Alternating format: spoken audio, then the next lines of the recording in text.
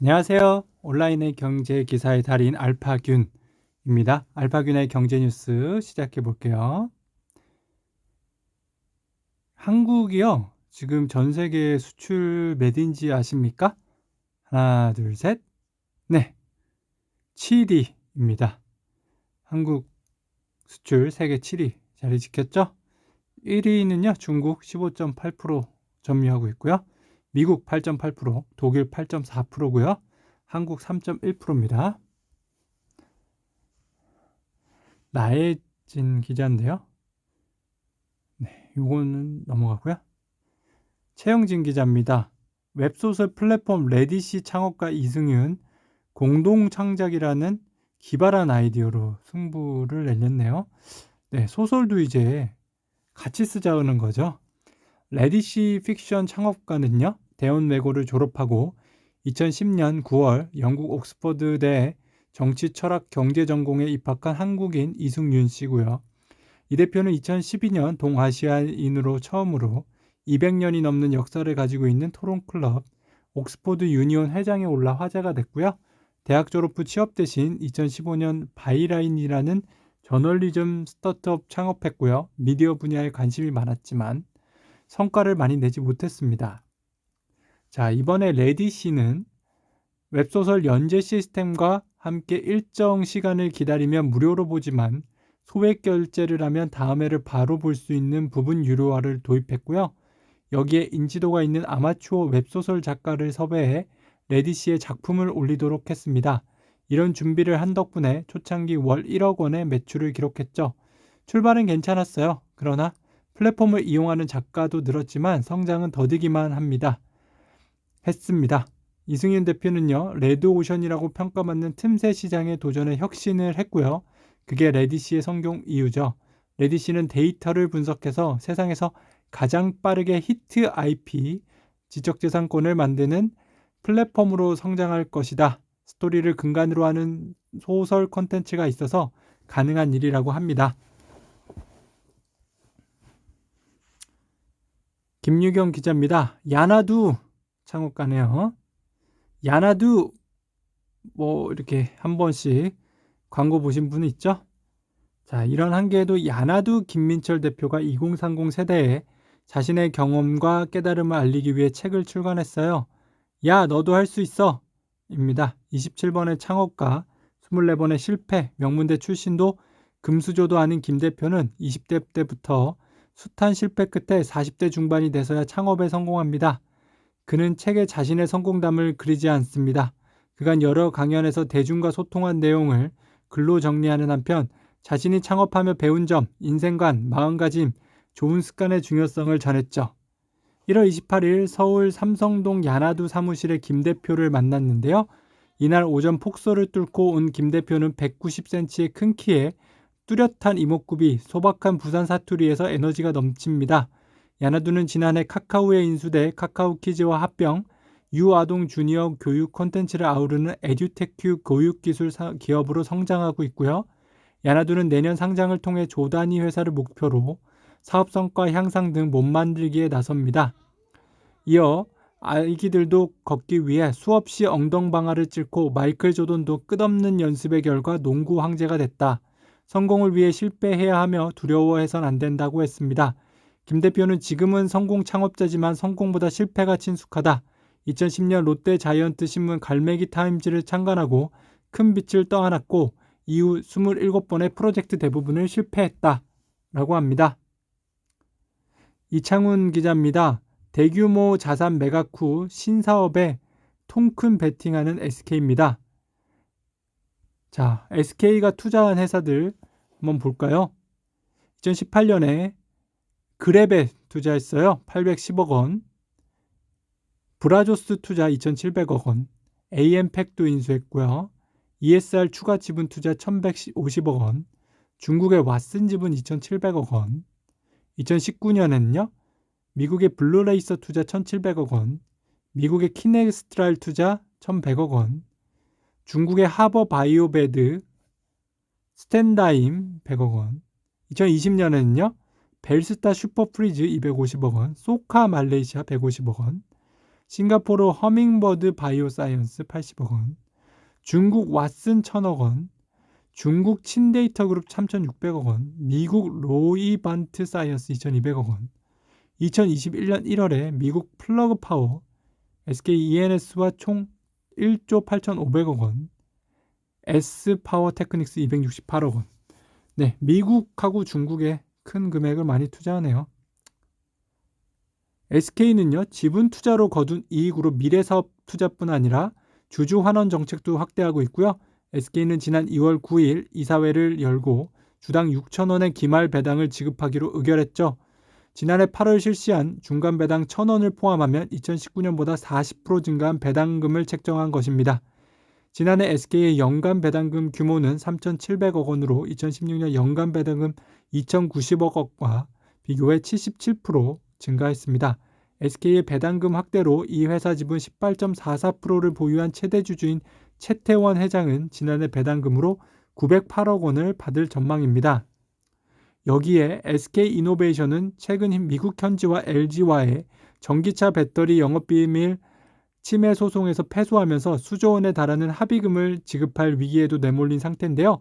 업계에선 LG에너지솔루션 측이 합의금으로 3조 원 이상을 요구하고 있다는 관측이 많은데요. SK이노베이션은 조 바이든 미국 대통령에게 미국 국제무역위원회 ITC의 SK 전기차 배터리 수입 금지 결정에 대해 거부권을 행사해달라고 요청했으나 업계에선 바이든 대통령의 거부권 행사 가능성은 크지 않을 것이란 전망이 우세합니다. 일각에선 SK와 LG의 배터리 소송이 민사소송으로 버틸 경우 최대 9억 원에 달하는 배상금을 토해낼 위기에 처해 있다는 우려도 나오죠. 실적 부진으로 재무구조가 악화되는 가운데 조 단위 합의금까지 마련해야 하는 위기 상황이라는 겁니다. 박정식 기자네요. 고가주택 부의 대물림이 시작됐다고 합니다. 2030 세대 소유자의 소유권 이전 변화, 증여 상속이 매매를 추월했습니다. 자, 2020년에 보면요. 증여 상속 비중이요. 음마 아파트 같은 경우는요. 대치동이죠. 75.4%를 차지했어요.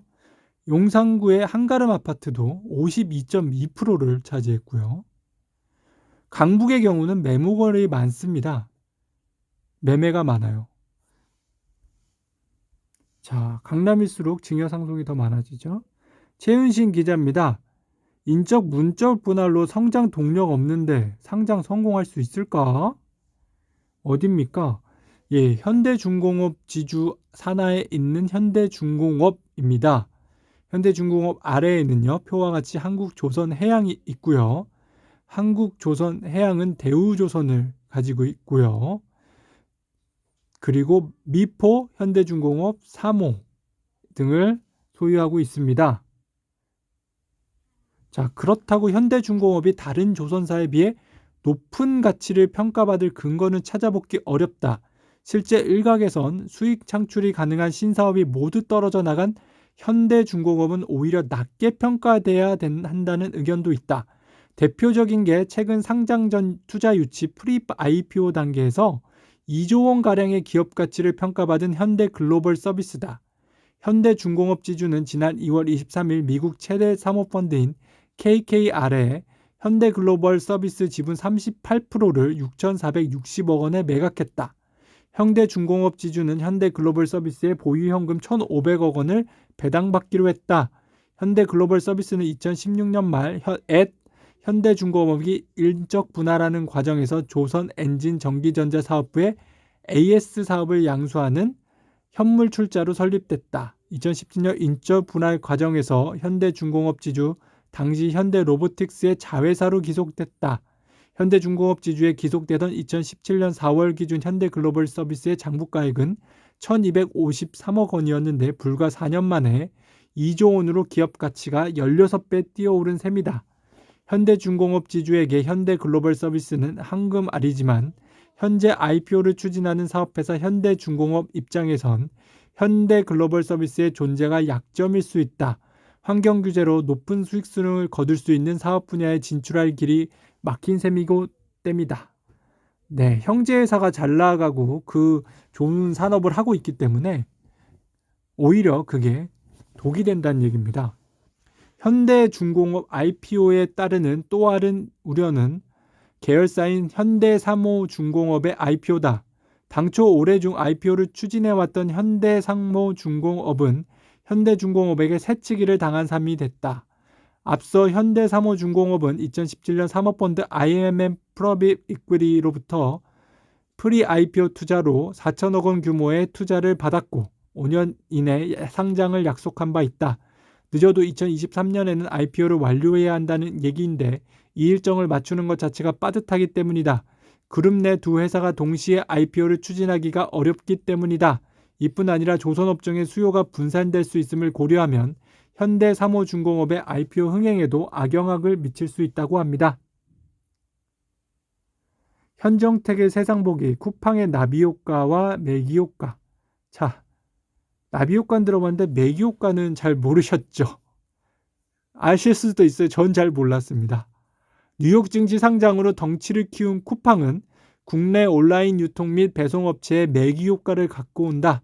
물고기에 들어있는 수조에 친척인 메기를 집어넣으면 잡아먹히지 않으려고 활발하게 움직인다는 사례에서 나온 말이다. 쿠팡은 2년 전에도 상품의 직접 매입 비중을 확대해 업체들을 긴장시킨 바 있죠. 네, 우리나라는 이런 매기 효과가 좀 필요한 것 같아요. 재벌들이 정신 차리고 빨리빨리 움직이게 하려면요. 그런가요? 법무부 복수 국적자 국적 포기 요건 완화 추진하네요. 국적 포기 요건을 완화하는 국적 보유제는 재외 동포들이 도입을 요구해왔던 제도다. 현행법은 복수 국적자가 만 18세가 된 이후 3개월 이내 또는 병역 의무를 마치거나 병역 면제 처분을 받은 후 2년까지 대한민국 국적 이탈 신고가 가능합니다.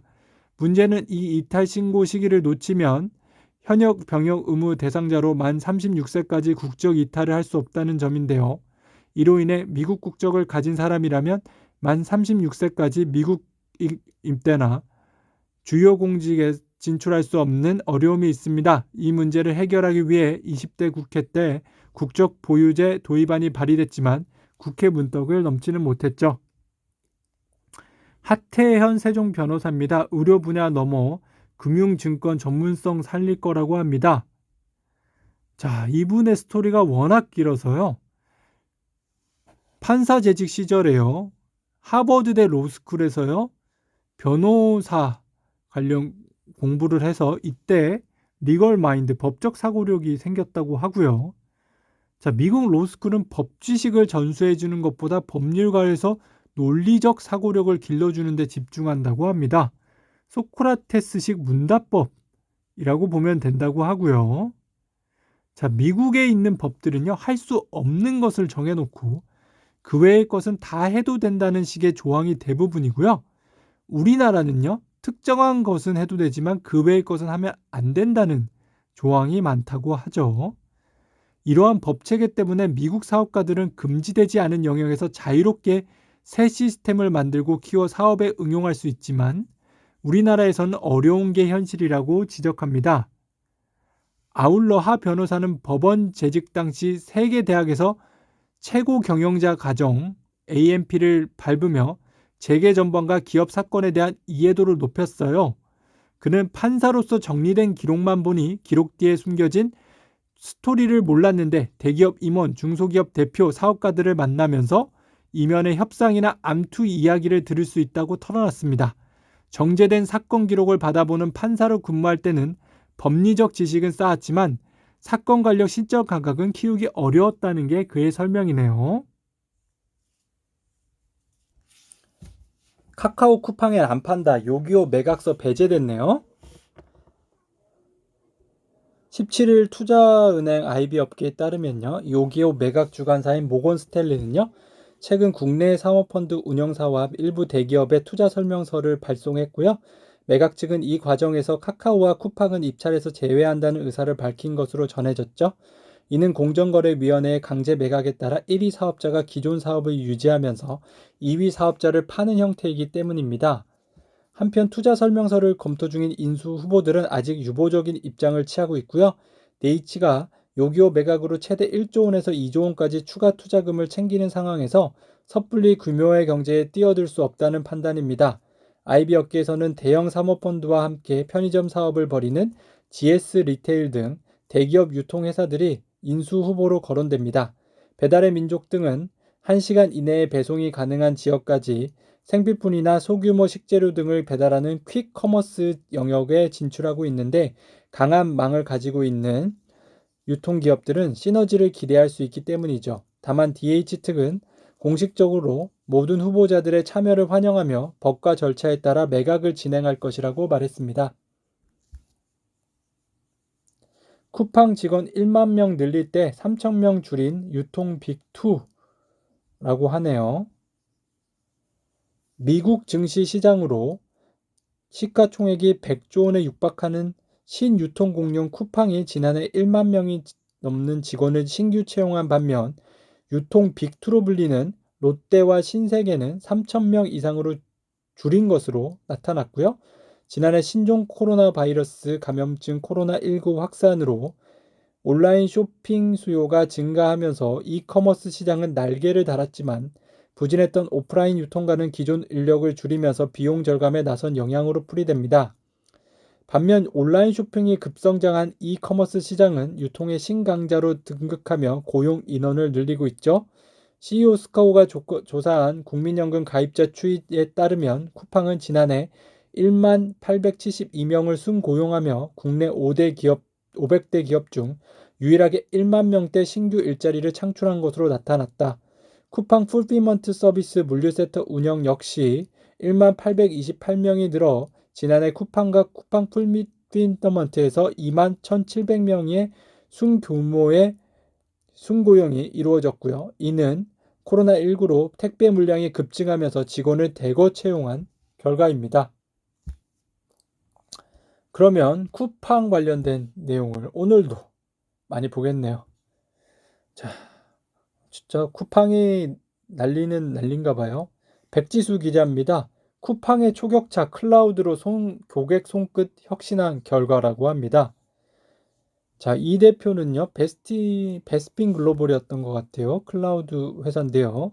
성공 사례로 쿠팡을 뽑았어요. 이 대표는 쿠팡은 4년 전 클라우드로 100% 이전한 데 이어 김범석 대표 등 경영진 주도로 고객 UX 개선을 하루에도 수백 차례씩 한다며 그 결과 대한민국 국민들에게 어떤 이커머스 전자상거래 플랫폼을 쓰냐고 물었을 때 59%를 점유하는 초격차를 보이고 있다고 말했습니다. 김규식 기자네요. 쿠팡 주가 갈지자 로켓 3,400만 주 매도 폭탄이 터질 수도 있다고 합니다. 쿠팡 주가 한번 보시고요. 자, 보시면 PSR이라고요. 매출액 대비해서 주가가 얼마나 높은지를 보여주는데요. 쿠팡이 5.2배입니다. 핀도더가 17.9배고요. 훨씬 높죠. 알리바바 4.5배로 쿠팡보다 저평가돼 있어요. 아마존 3.3배, 딜리버리 히어로 1.4배입니다. 징둥닷컴 0.9배예요. 네, 방금 본 그래프고요. 쿠팡 주가 수준이 여전히 낮다는 반론도 적지 않죠. 쿠팡은 아마존보다 PSR이 높지만 중국 전자상거래 업체와 비교해서는 낮은 수준이기 때문인데요. 한국거래소에 따르면 중국 전자상거래 핀도도의 경우 PSR이 17일 기준 17.9배에 달합니다. 쿠팡의 성장 속도가 빠른 것도 변수죠. FN 가이드에 따르면 쿠팡은 지난해 매출이 전년 대비 90.77% 급증했다. 매출이 1년 사이 2배로 늘어났습니다. 그럼 주가도 2배로 늘어난 건가요? 이동인 기자입니다. 100조 쿠팡 독주 막아라. 용진이 형, 혜진이 형, 손 잡았네요. 여기에 앞서서요. 요거는 지난번에 보내드린 기사라서요. 3월 17일 날짜 녹화를 보시면 될 것 같고요. 이승준 기자입니다. 어메이즈 VR 대표 올해 말 미국 수업 VR 콘서트 보낼 거라고 합니다. VR 콘서트는요, 그 머리에 쓰는 그 기계 있죠. 눈에 쓰는 그 기계 쓰고 콘서트를 장해서 뭐 실시간으로 들어가서 다 같이 관람하고 이런 건가 봐요. 콘서트장에 직접 가는 건 아닌가 보죠. 이 대표는 아티스트들이 앨범이 낼 때마다 뮤직비디오를 만드는 것처럼 VR 콘서트를 흔히 제작하도록 해서 그 모든 콘서트들을 유통하고자 하는 것이 어메이지알 VR의 목표라고, 이 온라인 플랫폼은 최근에 상장한 로블록스처럼 메타버스의 공간으로 아티스트와 팬이 만나는 공간일 것이라고 덧붙였습니다. SK텔레콤 연봉 지난해 IT 업계 최고 수준입니다. 박정호 대표도 74억 원이나 받았네요. 상여금이 56억 원이었고요. 급여는 17억 정도 됩니다. 자, 직전에죠. 재작년에 비해서 45억 원 대비해서 62.9% 늘었습니다. NC소프트 AI 챗봇 이루다 개발사 스케러랩 영업권 전액 손실 처리했습니다. 네. 안타깝네요. 전액 손실 처리하면 얼마나 마음이 안 좋겠습니까? 스케러랩은요, 손상차손 전액 5억 만원이에요, 이게. 하이브로 49억 했네요. 이게 원이겠죠? 만원이면 좀 너무 큰 것 같고요. 그렇게 한 이유는요, 지속적인 영업 손실로 투자금 회수 가능성이 낮다고 판단해 영업권 전액 손실 인상했다고 했습니다. 이루다 사태로 타격을 입은 스케러랩이 회생하기 어렵다고 본 건데요. 이루다는 그 AI 로봇 같은 거였는데 그 채팅을 해줬는데 좀 이상하게 답변을 했죠. 전기차 곡장 입지 고민 폭스콘, 미국 위스콘신 멕시코 중 선택할 거라고 합니다. 폭스콘은 2017년 도널드 트럼프 당시 미 대통령이 참석한 가운데 열린 행사에서 TV용 스크린을 제조할 폭스콘 테크놀로지 그룹 캠퍼스 조성을 위해 위스콘신에 100억 달러를 투자하겠다고 밝혔다.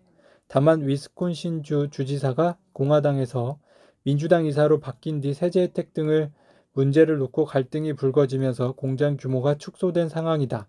류 회장은 위스콘신이 중국과 유럽 등 전기차 분야의 최종 소비자 시장과 가깝고 자동차 제조의 역사를 지닌 곳이라 적합하다는 생각이라고 말했습니다. 그는 멕시코를 거점으로 삼을 수 있다고도 했죠. 류 회장은 숙련된 노동력과 엔지니어링 기술을 적절한 가격에 이용할 수 있는지가 가격을 가를 핵심 요소가 될 거라고 설명했습니다. 채찍만으로는 기업들 탈산소 속도 못 내, 정부 당근책으로 연착륙 유도할 거라고 하네요. 온실가스 배출량 상위 5개 기업 말씀드릴게요. 죄송합니다. 포스코 8,148만 톤 독보적으로 1등이네요. 현대제철 2,224만 톤, 삼성전자 1,113만 톤, 쌍용양의 공업 1,079만 톤, S-오일 960만 톤입니다. 이종길 기자네요. 극장 정상화 산 넘어 산입니다. 자, 옥자의 극장 상영은 칸 국제영화제에서 뜨거운 감자였는데요. 경쟁 부문에 초정됐으나 프랑스 극장협회 등의 반발로 홍역을 치렀죠. 프랑스는 극장에서 상영되고 3년이 지나야 스트리밍 서비스가 가능하도록 법으로 규정하고 있는데요. 프랑스 극장협회 등은 이를 근거로 현지 전역에서 상영하라고 요구했습니다. 코로나19 사태가 호전되면 상황은 달라질 수 있어요. 하지만 OTT와 공존은 불가피한 사안입니다. OTT나 그 계열사에 대한 영화 판권을 갖고 있어 극장의 불리한 싸움이 예상되고요. 실제로 워너브라더스는 올해 배급 영화 17편을 극장과 자사 OTT인 HBO Max에서 동시 공개하고 있어요. 전에는 보통 극장 개봉 90일이 지나야 스트리밍 서비스를 할 수 있었죠. 이종길 기자입니다. 꿈 현실 경계에서 만든 미나리는 할머니의 축복이라고 합니다. 자, 정 감독은 현지 아마추어 배우들을 설립해 열 하루 만에 촬영을 마친 적도 있는데요. 제작비는 고작 3만 달러, 국제예수전도단 YM 소속으로 르완다에서 예술 치료를 하던 아내 발레리 추의 도움이 없었다면 불가능했다고 합니다. 자, 진전성을 담은 작품들이 모두 성공한 건 아니었어요. 정감독은 럭키라이프 2010년, 아비가일 2012년 등의 흥행 실패로 한때 메가폰을 내어놓으려고 했다. 가장으로서 책임도 느껴 뉴타대학 아시아 캠퍼스에서 영화 영상학과 교수로 일했다. 그렇게 꿈과 현실의 경계에서 써내려간 각본이 바로 미나리다. 미국 작가 W.S. 캐더의 대표작 나의 안토니아에서 영감을 얻어 자전적 경험에서 진실하게 다가갔다고 합니다. 조슬기나 기자예요. 이베이 코리아 인수전 뛰어든 4색 전략은 인 것 같습니다. 홈플러스 대주주인 MBK 파트너스는 홈플러스 기업 가치를 강화를 위한 카드로 이베이 코리아 인수를 염두에 두고 있어요. 홈플러스는 온라인 매출 비중을 20% 가까이 끌어올리는 등 온라인 강화에 역량을 투입하고 있으나 치열한 이커머스 생존 경쟁에서 우위를 점하기가 쉽지 않은 상황이죠.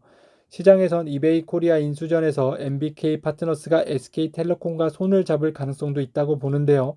이 경우 이커머스와 대형마트의 경쟁력이 더 큰 시너지 효과를 낼 것이라는 전망입니다. 임창영 기자입니다. 큐텐과 이베이의 인연이라고 하네요. 큐텐이란 회사를 들어보셨나요? 싱가포르에 둔 회사인데요. 2000년 구영배 큐텐 대표 지마켓 창립을 했었고요. 2009년 이베이 지마켓 인수했습니다. 2010년 구영배 대표의 이베이 본사 합작해 큐텐 창립했고요. 2018년 이베이 큐텐 재팬 인수했고요. 2021년 큐텐 이베이 코리아 예비 입찰에 참여했네요. 다코스가 나타났습니다. 그런데요, 큐텐의 연매출은 1조 원대 안팎을 기록하고 있다. 2016년에도 1조 원대 매출을 기록한 뒤로 매년 매출이 꾸준히 성장했지만 2018년 매출의 50%를 차지했던 큐텐 재팬을 매각하면서 연매출이 크게 줄어든 영향이다. 연매출 1조 원대 기업이 5조 원대로 거론되는 이베이 코리아 인수자금을 자체적으로 마련하기는 현실적으로 어려울 수밖에 없다는 지적이 나온다. 이렇다 보니 유통업계에서는 큐텐이 예비 입찰에 참여한 의도가 실구매를 위해서라기보다는 실사를 통해 이베이 코리아의 사업 전략을 엿보기 위해서가 아니냐는 목소리도 나옵니다. 스파이처럼 보는 건가요? 김은혁 기자입니다. 이베이 향방 좌우할 이커머스 합종 영행 퍼즐 누가 유리할까요? 롯데나 신세계, 홈플러스 등 오프라인 매장이 충분하지만 온라인 시장 점유율이 낮은 유통업체들에게는 이베이 코리아가 약점을 보완할 수 있는 지름길입니다. 그러나 온 오프라인 시스템 통합이나 배송 기반을 마련하기 위한 추가적인 투자가 불가피해요. 5조 원 가량으로 언급되는 이베이 코리아 몸값 외에 수조 원의 추가 투자 발생할 가능성이 높죠. 밑빠진 독이 될 수도 있는 건데요. 특히 롯데쇼핑의 경우 사업부 계열사 쇼핑몰을 롯데온으로 통합하는 과정에서 나온 시행착오와 잡음이 재현될 수 있죠. 물리적인 통합만으로 한계가 있다는 얘긴데요. 신세계그룹은 네이버와 전방위적인 협력을 시작한 단계에서 이베이 코리아까지 담는 것은 부담이 될 수 있다. 기존 이커머스 업체와의 연합은 시너지를 기대하기 더 어렵다.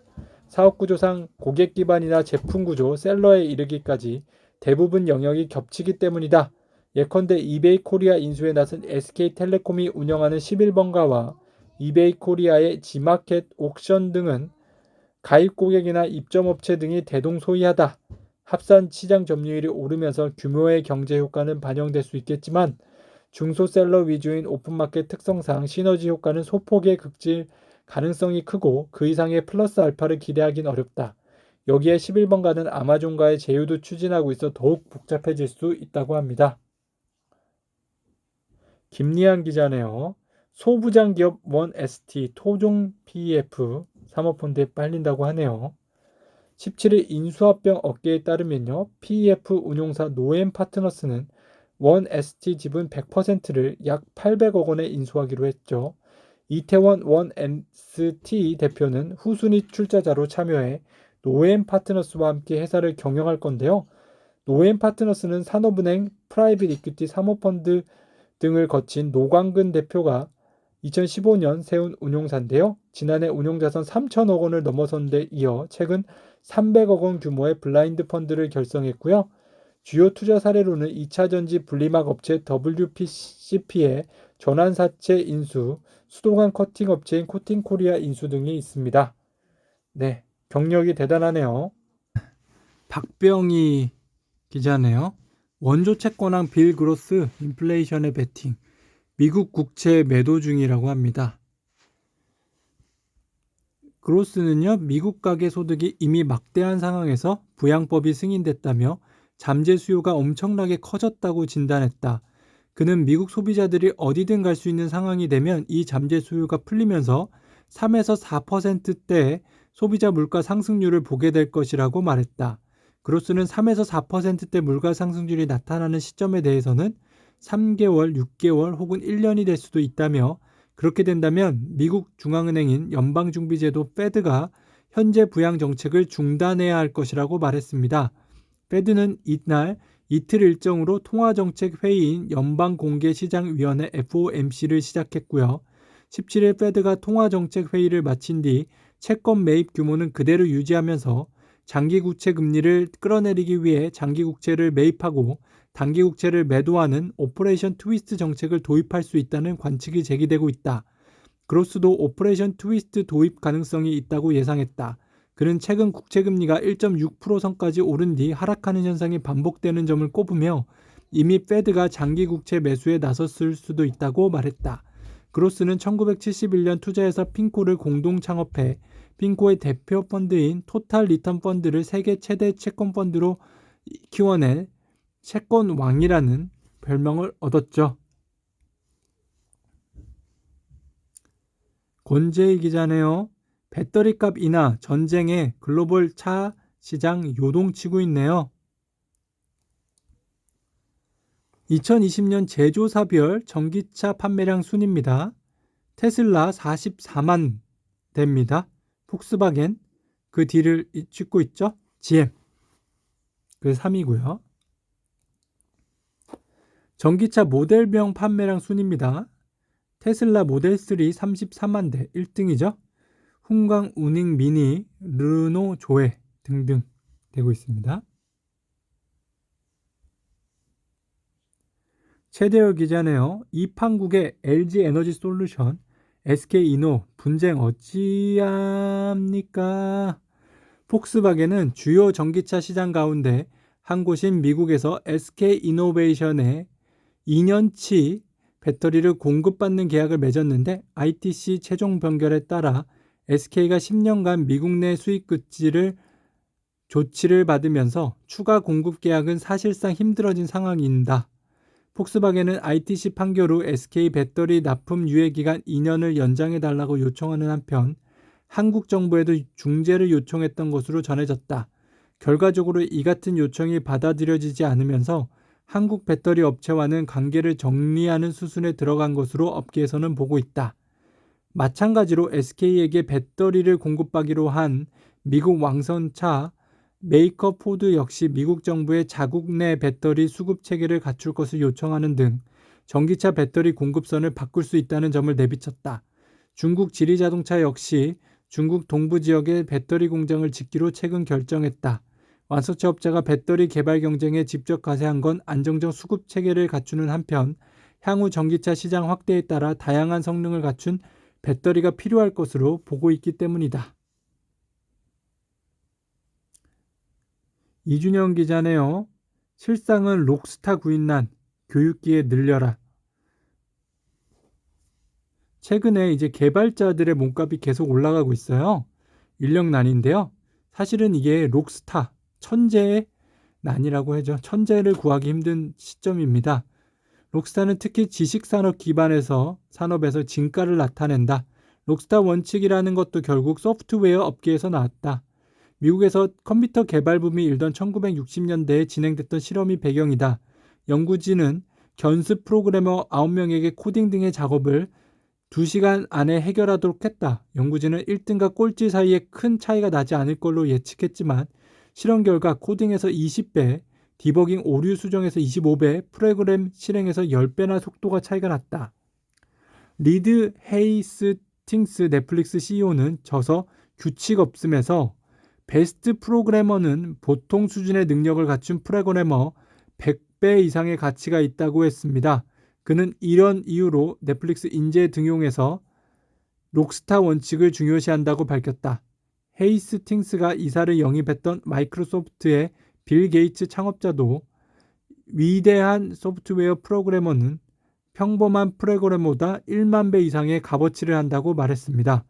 김도연 국민대 경영학부 교수는 전에 없던 비정형화된 문제를 풀어야 하는 업종에서 록스타 원칙이 심화된다면서 록스타와 일을 해보면 그 가치를 뼈저리게 느껴 기업들도 고급 개발자를 찾는데 혈안이 될 수밖에 없다고 말했습니다. 반준환 기자네요. 조현아 경영권 포기하니 한진칼 주식 5만 5천 주 KCGI에 넘겼네요.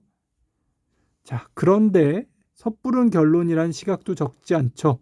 조 전 부사장은 지분은 외부 주주에게 넘어가지 않았고 아직은 적자는 주식이 3자 연합 울타리 안에 있다. 다만 전 부사장이 자금 압박을 느끼는 건 사실이다. 매달 생활비는 물론 1년에 한 번씩 100억 원 규모의 상속세를 마련해야 하는데 5년 넘게 이렇다 할 소득이 보이지 않는다. 대한항공 땅콩 해양 사태에서 경영 분쟁까지 진행되는 1년의 과정에서 한진그룹을 떠나면서 급여 소득이 사라졌다. 그나마 연간 10억 원가량 들어오던 주식 배당금도 줄어든 터다. 반면 상속세 재원 마련을 위해 시중은행, 증권사, 저축은행 등에서 빌린 담보대출, 주식담보대출 이자 비용은 계속 나가는 중이다. 이번 지분 매각도 이런 사정 때문이 아니겠냐는 것이 대체적인 시각이다. 아직은 균열이 드러나지 않았지만 3자 연합의 결속력과 별개로 조 전 부사장의 자금난이 개설될 경우 이탈이 불가피해 보인다고 합니다. 네, 그러면 여기서 샵 경영권 클릭하셔서 경영권에 대한 내용을 한번 몰아서 볼게요. 이준영 명예회장 코로나로 힘든 이웃에 또 20억 원 기부했네요. 이번 기부는요, 코로나19 장기화로 더욱 힘든 시기를 보내고 있는 복지 사각지대 이웃들을 돕기 위한 목적인 것으로 전해졌고요. DL그룹 창업주인 고 이재준 회장의 아들 이명예 회장은 1966년 대린산업에 입사한 이후 40여 년간 그룹을 이끌었다. 2011년 아들인 이해욱 대린산업 회장에게 경영권을 넘겨주며 경영 일선에서 물러났다.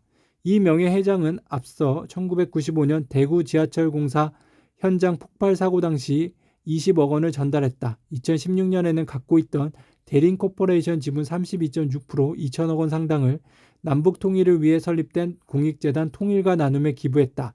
2017년 포항 지진 때는 성금 10억 원을 냈다고 합니다. 전범진 기자예요. 대표 해임 땐 100억 내라 황금 낙하산 마련하는 상장사들인데요. 황금 낙하산 외에도 초다수 결의제를 도입해 적대적 M&A에 방어 나선 회사도 있는데요. 엔터테인먼트 기업 IHQ는 26일 정기주총에서 적대적 M&A 이후 기존 이사를 해임하고 신규 이사를 선임할 때 출석한 주주 의결권의 3분의 2 이상 및 발행 주식 총수의 3분의 2 이상 찬성을 요구하도록 정관을 바꾼다. 상법은 이사 해임 등 특별결의 사안의 경우 충석 의결권의 3분의 2 이상 발행 주식 총수의 3분의 1 이상 찬성을 요구하도록 한다. 상법이 제시한 것보다 강렬한 결의 요건을 도입해 사실상 적대적 M&A가 어렵도록 한 셈이다. 일부 전문가는 황금 낙하산을 비롯한 경영권 방어책이 부실기업의 구조조정을 어렵게 하고 주주의 권리를 침해한다고 지적한다. 남길남 자본시장연구원 선임연구원은 일본 도쿄증권거래소는 상장 신청 기업의 경영권 보호수단을 심사해 일부 독소조항이 포함되어 있으며 상장을 거절한다며 한 번 도입된 경영권 보호 정관 조항은 경영진이 원해도 쉽게 폐지하기 어렵기 때문에 도입 단계부터 각별한 주의가 필요하다고 지적했네요. 강경민 기자인데요. 카카오 네이버 후불 결제 중금리 대출 맞대결이라고 하는데요. 네, 아까 제목이 잘못돼서요. 수정할게요. 조현아 경영권 분쟁서 손떼나 KCGI의 한진칼 지분 팔았다. 업계에 따르면 3자 연합은 지난해 상호 합의 없이 주식을 매도하지 않는다는 조항을 담은 계약을 체결했다. 계약 효력이 유지되는 상황에서 조 전 부사장이 지분을 처분할 대상은 KCGI나 반도건설밖에 없다. 사는 개입 후 3자 연합이 사실상 완화된 상황에서도 KCGI는 당장은 엑시트를 서두르지 않겠다는 방침이다. 한진칼 주가가 상승할 여력이 있다는 판단에 따라 수익 실현을 위한 때를 기다리고 있다는 관측이 나오고 있습니다. 우경희 기자네요. 금요석유화학 호실적 딛고 미래성장 그린답니다. 금요석유화학은요, 근본적인 체질 개선으로 지속 가능한 발전을 이루기 위해 화학 그 이상의 가치로 공동의 미래를 창조하는 솔루션 파트너라는 그룹의 새 비전을 수립하고 구체적 청사진을 제시했습니다.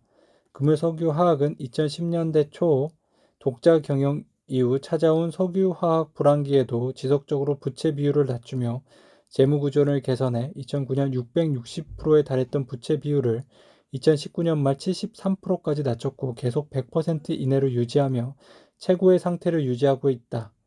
신용등급은 2010년 이후 BBB-에서 A형 안정으로 급상승했다. 특히 3년간은 매년 한 단계씩 상승하는 기록을 세웠다고 합니다. 이지훈 기자예요. UC 브라우저가 중국서 사라졌다. 왜입니까? 계속되는 마인 때리기. 한번 찍히니까 와 무섭게 찍히네요. 16일 현지 시간 파이낸셜 타임즈에 따르면 알리바바 자회사가 운영하는 UC 브라우저가 화웨이와 샤오미, 텐센트 등 중국 대다수 업체의 안드로이드 앱스토어에서 내려받기가 금지되거나 삭제됐습니다. 반면 애플 앱스토어에서는 기존과 같이 서비스되고 있고요. 직접적인 배경은 중국 관영 방송사 CCTV의 문제 제기인데요. CCTV는 지난 15일 소비자의 날을 맞아 방송한 프로그램에서 UC 브라우저가 민간 병원에 대한 광고를 검색 키워드 순위에 적용해 소비자를 현혹했고 민간 병원 사이의 경쟁을 부추겼다고 비판했습니다. 김주동 기자네요. 비트는 있고 코인은 없다. 네, 비트코인에 대한 기사인데요. 자, 나이지리아 얘기인가 보죠. 네, 여기는 이제 화폐 가치가 너무 떨어졌어요. 그러다 보니까 사람들이 비트코인을 선호하는데요. 현지의 한 30대는 수년 전부터 비트코인에 투자했으며 현재는 번 돈으로 집을 짓고 있다고 말했다. 다른 사람은 해외에 있는 가족에게 송금하기도 편해서 비트코인을 쓴다고 했다. 수수료가 싸기 때문이다. 최근 BBC에 소개된 얘기다. 시장 조사 업체 스태티스타에 따르면 지난해 나이지리아에서 비트코인 사용률을 갖고 있거나 사용한 비율은 32%로 세계에서 가장 높았다. 물론 비트코인 가격이 자국 화폐보다 더 내렸다면 상황은 달랐을 것이다. 나카모토 논문의 글은 이렇게 시작한다. 개인 대 개인 전자화폐는 금융기관을 거치지 않고 직접 전달하는 온라인 결제를 실현한다. 나카모토는 비트코인을 일종의 화폐로 설명했을 뿐만 아니라 2100만 개로 정해진 비트코인이 다 채굴된 후에 채굴자에게 거래 수수료만 보상을 하고 인플레이션 없을 거라고 썼습니다. 돈 찍어내지를 못하니 이로 인한 화폐 가치 추락이 없었다는 의미로 해석할 수 있는데요. 비트코인을 통해 중앙기관의 통제 없이 국경을 넘나드는 자유롭고 평등한 거래를 추구했던 것으로 보입니다. 그러면 지금의 비트코인은 10여 년 전 그가 기대한 모습과 같을까? 코로나19 사태 이후 일론 머스크 테슬라 최고의 경영자를 비롯해 기관들까지 비트코인을 사는 배경에는 미국이 통화량을 M2 기준 1년 새 25%나 늘린 상황에 있다. 인플레이션 우려 때문에 나카모토의 생각과 겹치는 면도 있지만 이들은 새로운 화폐를 추구했다기보다는 물량이 제한된 디지털 금에 투자했다고 보는 게 맞다. 이진욱 기자입니다. 카카오는 이베이 코리아가 필요하지 않았다. 왜인가요? 라이벌 기업 네이버의 수익을 올려주는 거래 방식도 불참 경쟁에 영향을 미친 것으로 보인다. 이베이 코리아 소속 옥션과 지마켓, 진아인으로 유입되는 이용자 중 상당수는 네이버의 가격 비교나 키워드 검색을 거친다. 이 과정에서 네이버는 이베이 코리아로부터 수수료를 챙긴다. 카카오가 현재 네이버처럼 가격 비교와 키워드 검색 등 커머스 관련 사업 구조가 마련되지 않은 상황에서 인수하더라도 당분간은 네이버에 수수료를 내주는 상황을 피하기 어렵다는 얘기입니다. 네, 카카오가 네이버에 수수료를 내면 얼마나 자존심이 상할까요? 임찬영 기자, 예, 이거 아까 전해드렸던 내용이라서 넘어가고요. 트럭 투자가 아닙니다. 화나가 니콜라 지분 파는 이유는 뭡니까? 화나는 이제 니콜라에 투자했었는데요. 지분의 약 50% 1,105만 주를 매각한다고 밝혔고요. 지분 가치는 이날 종가 기준 1억 8,110만 달러, 약 2천억 원 가량 됩니다. 하나는 하나에너지와 하나종합화학을 통해 2018년 니콜라 지분 6.13%를 1억 달러를 투자해 확보를 했네요.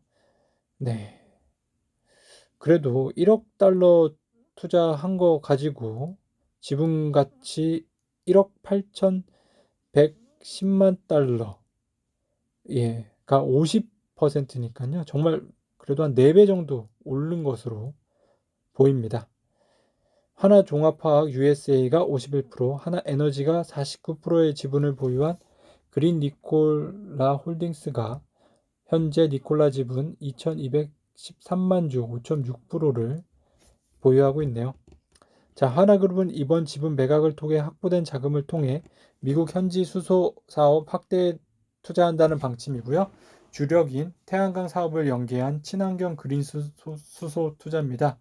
미국서 먼저 구체화될 가능성이 높은 UAM 도심 항공 모빌리티 관련 투자도 지속적으로 늘린다는 방침이고요. 그룹 관계자는 지분 일부 매각도 방침만 결정했을 뿐 향후 주가 동향에 따라 계획이 달라질 수 있다며 보시나 GM 등 기존 합작 파트너들 간에 지분을 사고 팔 수도 있으며 다양한 형태의 지분 매각이 가능하다고 말했습니다. 장기호 기자네요. 개미 900만 시대 주총 풍경. 어제 수원 컨벤션 센터에서 열린 삼성전자 정기 추종이 딱 그랬네요. 개인 주저가 214만 명으로 작년보다 4배 가까이 늘다 보니 참석 못한 주주들을 위해 창사 이래 첫 온라인 생중계를 했죠. 현장에 참석한 주주는 900명은 전자표를 단말기로 안건에 투표했고요. 박수로 통과한 발언은 전혀 나오지 않았네요. 주식 대중화가 가속화되면서요. 주총장 문화도 주주자본주의가 발전한 나라들처럼 바뀔 것으로 기대됩니다. 코로나 이전에 워렌 버핏의 버크셔 해드웨이 주총은요. 세계에서 몰려온 주주들이 최고 경영자에게 직접 질문하고 함께 밴드 공연을 즐겼죠. 주식을 보유함으로써 누구나 기업의 주인이 된다. 딱딱하고 근엄하던 주총도 얼마든지 축제의 장이 될 수 있지 않을까요? 이관우 기자네요. 소프트웨어 개발자 인력난의 진짜 이유. 아까 나온 내용인가 좀 비슷하네요. 진짜 문제는 능력 상위 1%, 이른바 풀스펙 개발자가 없다는 거고요. 한 포털 업체 대표는 연봉 5천만 원 개발자 10명과 10억 원 연명 1명 중 고르라면 대개 10억 원짜리를 택할 것이라고 했어요. 알고리즘 설계나 빅데이터 분석은 일정 레벨을 반드시 넘어서야 하는 임계치가 있기 때문이죠. 김대중 정부와 노무현 정부 때만 해도 컴퓨터 강국이 곧 올 것처럼 보였는데요. 연간 200시간씩 의무화했던 컴퓨터 수업이 부담이 크다는 이유로 2008년 선택 과목으로 밀렸습니다. 2015년 다시 의무화로 돌아섰지만 이미 미국, 영국 같은 선진국이 초등학교 1학년부터 코딩을 가르치는 등 저만치 달려가던 때였죠.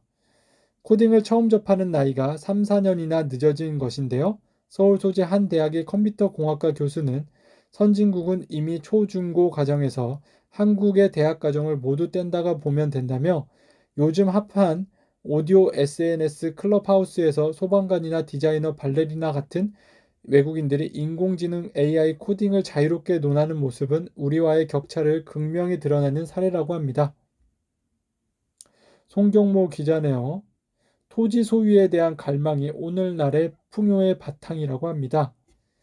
19세기 영국 경제사상가 윌리엄 포스터 로이드는 인클러저 운동의 결과 담장을 두른 사유지의 가축은 포동포동하고 작물이 생산성이 높은데 담장이 없는 공유지는 그렇지 않다는 사실을 알았다. 내 땅이 아니면 굳이 열심히 일할 동기가 사라지기 때문이다. 이를 바탕으로 1968년 게럿 하딘이 사이언스지에 언급한 공유지의 비극 개념은 이후 토지의 사유대 공유 사이의 끝없는 논쟁을 속발시켰다. 토지 소유에 대한 갈망은 분명히 성장과 풍요의 원동력이었지만 동시에 양극화와 사회 갈등의 씨앗이 되기도 했다. 1879년 헨리 조지는 정부가 부과하는 온갖 종류의 세금을 다 철폐하는 대신 토지 가치세로 일어남으로써 토지 때문에 생기는 진보 속의 빈곤이라는 모순을 해결하고자 제안하기도 했습니다. 여러분은 어떠십니까? 모든 세금을 다 없애주고 부동산세, 종부세, 양도소득세, 거래세만 없애주면 있다고 하면 종부세만 있다고 하면 택하시겠습니까? 김진수 기자입니다. 이준용 명예회장 코로나로 힘든 이웃에 20억 기부했다는 내용 아까 전해드렸고요. 오영주 기자네요. KTB 네트워크 상장 주관사의 한두 NH투자증권 선정했습니다. 금융투자업계에서는 VC업계 평균 20배 수준의 수가수익 비율 인정받으면 KTB 네트워크의 시가총액이 5천억 원에 달할 것으로 보고 있어요. KTB 네트워크는 2018년에도 IPO를 추진해 같은 해 11월 한국거래소로부터 상장 예비심사 승인을 받았으나 당시 주식시장 침체 등을 이유로 상장을 무기한 연기했었죠. 양병윤 기자입니다. 한양증권 작년 순이익 459억 원, 1990년대 이후 최대입니다. 한양증권이 지난해 459억 원의 순이익을 올렸다고 17일 공시했다. 1999년 이후 최대 실적이다. 전년 대비로 107.3% 늘었다. 매출은 4,771억 원으로 53.7% 증가했고 영업이익은 643억 원으로 117.1% 늘었다. 한양증권은 최근 외형 성장을 지속하고 있다. 2018년 임재택 사장 취임 뒤 임직원 수가 229명에서 340명으로 48% 늘었다. 같은 기간 증권업계의 임직원 증가율은 3% 내외라고 합니다. 직원 수도 증가하고 이익도 좋아지고 회사가 켜지나 보죠. 네. 강경민 기자 내용 아까 전해드렸고요. 박진우 기자입니다. 카카오 네이버 후불 결제 중금리 대출 맞대결하고 있네요. 자, 카카오페이 거래액이요. 지금 14조 원이나 되고요. 핀테크 가입자 한 명당 간편 결제 거래액을 보면요. 네이버페이가 15만 원인데 카카오페이가 23만 원이나 됩니다. 페이코는 한 14만 원 이렇게 되네요. 카카오페이가 앞서 나가네요. 김익환 기자네요. 이주열 한은 총재 코로나 경제 장기 후유증 우려된다고 합니다. 이주열 총재는요, 이날 국민경제자문회의와 한국경제학회가 공동으로 연 코로나19 방역정책과 백신 보급의 경제적 효과 정책포럼 영상 축사에서 우리 경제의 취약성이 코로나19 위기로 더 드러나게 됐다며 이같이 말했죠.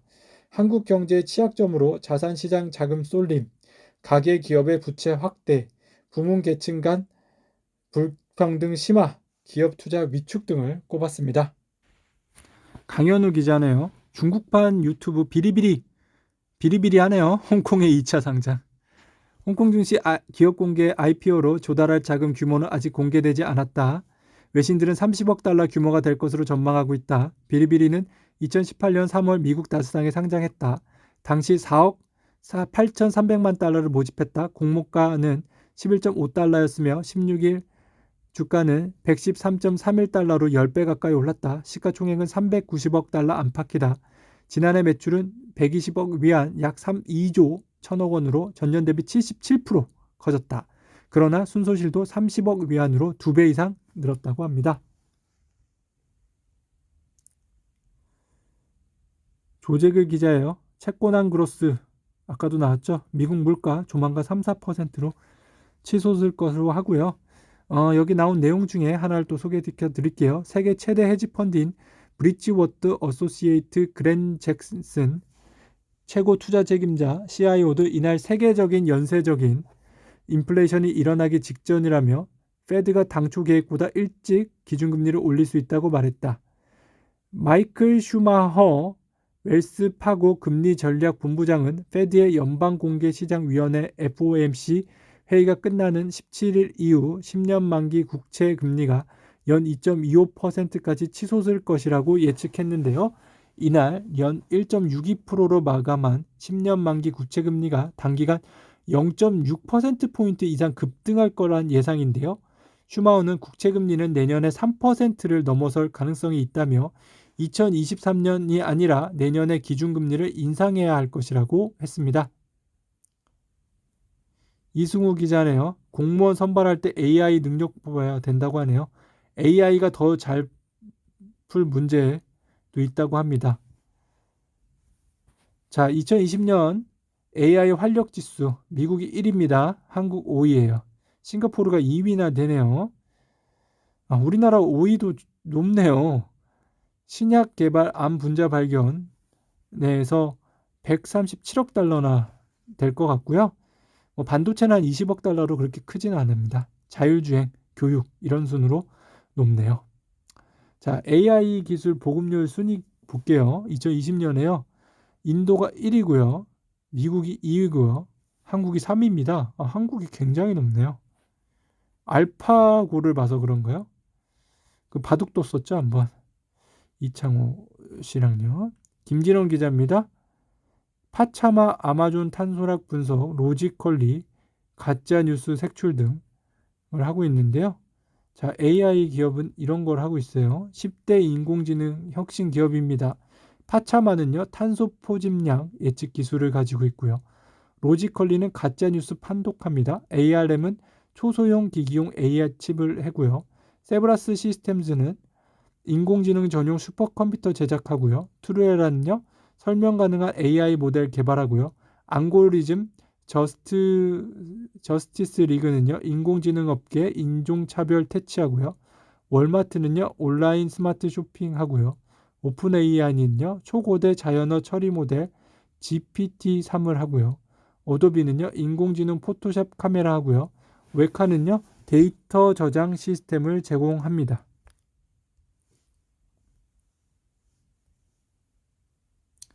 이진우 기자네요. 우주청소부 우주택배 상상력이 만들어낸 우주틈새 시장입니다. 네, 정치인들이 그렇게 좋아했다고 하죠. 우주 신사업 들어든 글로벌 기업들 우주 관광인데요. 미국에서는 스페이스X, 블루오리진, 버진 갈랙틱 상장되어 있고요. 우주 청소는 일본 에스트로스 스케일, 스위스 클리어스 스페이스, 클리어 스페이스네요. 러시아 스타트 로켓, 우주 전광판은 러시아의 아반트 스페이스. 많은 기업이 있네요. 이진우 기자입니다. VR 영상에 정재계 인사 80여 명, 와, 소리 질렀다고 하는데요. 이날 참석자들의 감탄을 자아낸 VR 영상은 LG U+가 의장을 맡는 글로벌 5G 콘텐츠 연합체 XR 얼라이언스 작품인데요. 세계 최초로 우주 정거장을 360도로 촬영한 우주 탐험자들이란 영상인데요. 우주에서 직접 촬영한 영상을 기반으로 실제로 우주 정거장 내부에서 바깥 모습을 지켜보는 듯한 체험을 할 수 있어요. VR 기기를 쓰고 고개만 돌리며 상하좌우로 다르게 펼쳐진 우주의 모습을 볼 수 있다고 합니다. 보고 싶네요. AR 기기가 너무 무겁진 않겠죠? 이진환 기자입니다. 배달 음식 빨리 달라 주방까지 들어와 행패 부리는 라이더. 이러면 안 되죠. 네, 신고했네요. 차창희 기자입니다. 시젠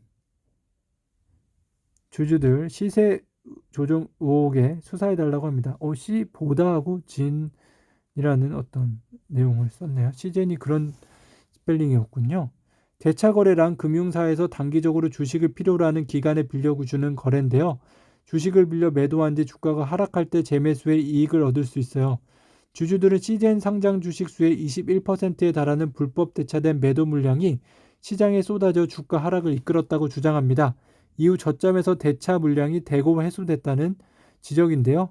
정말일까요? 김동훈 기자입니다. 허울뿐인 공정, 불공정한 정치.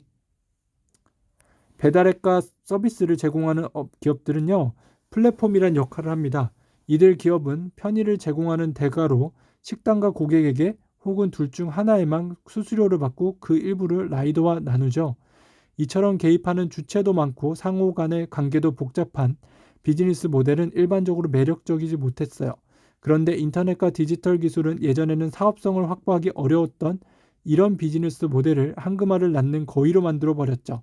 스마트폰이 보편화되고 모바일 환경이 좋아지면서 여러 참여자 간 정보 교환과 협력을 조율하는 데 드는 거래 비용이 크게 낮아졌기 때문인데요.